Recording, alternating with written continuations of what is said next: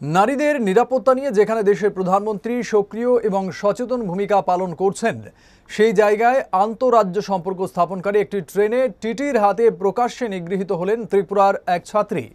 ঘটনাটি ঘটেছে মুম্বাই থেকে আগরতলাগামী লোকমান্য তিলক এক্সপ্রেসে। ঘটনা শুধু এখানেই থেমে থাকেনি, এমন আচরণ করার পরও আগরতলা রেল পুলিশ থানার ওসির বদান্যতায় পার পেয়ে গেছেন ওই টিটি, এমনটাই অভিযোগ। রেলের কোনো যাত্রী নয়, টিটির হাতে নিগৃহীত হলেন ত্রিপুরারই এক ছাত্রী। মঙ্গলবার রাতে মুম্বাই থেকে আগরতলা আসার পথে চাঞ্চল্যকর এই ঘটনাটি ঘটেছে লোকমান্য তিলক এক্সপ্রেসে। জানা গেছে ওই টিটি দায়িত্বরত অবস্থায় বেশ কয়েকবার ওই ছাত্রীকে তর্জনী দেখায় ও তাকে কিল ঘুষি মারার জন্য তেড়ে আসে। একসময় তাকে জোরে ধাক্কা দেয়। এই ঘটনায় ছাত্রীটি আহত হয় ও পরে ওই কামরায় থাকা লোকজন টিটিকে সামলায়। একসময় লোকজন ওই টিটির বিরুদ্ধে ক্ষিপ্ত হয়ে ওঠে। এই ঘটনাটির ভিডিও ইতিমধ্যেই ভাইরাল হয়েছে।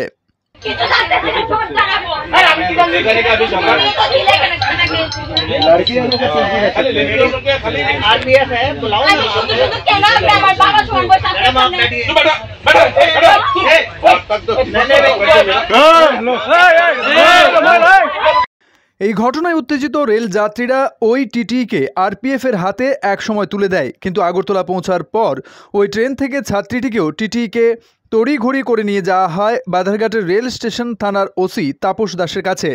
অভিযোগ, সেখানে ওই মেয়েটিকে মামলা না করার জন্য হুমকি ধমকি দেওয়া হয় দায়িত্বপ্রাপ্ত ওসি তাপস দাসের তরফে। তারপর তাকে বাড়িতে পাঠিয়ে দেওয়া হয়। জানা গেছে ওই ছাত্রীর হাতে কোনো টিকিট ছিল না। সেই ঘটনার সূত্র ধরেই তার আক্রান্ত হবার ঘটনা।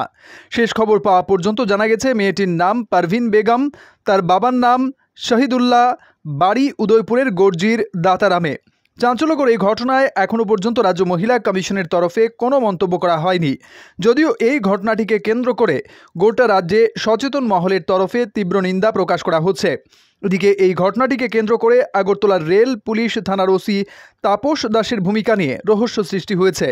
ইচ্ছে করলেই স্বতঃপ্রণোদিতভাবে এক্ষেত্রে ছাত্রীর পক্ষে তিনি মামলা গ্রহণ করতে পারতেন, কিন্তু অভিযোগ রয়েছে নারী নিগ্রহের এমন এক ধিক্কারজনক ঘটনায় ওসি তাপস দাস সম্পূর্ণ নিষ্ক্রিয় ভূমিকা পালন করেছেন।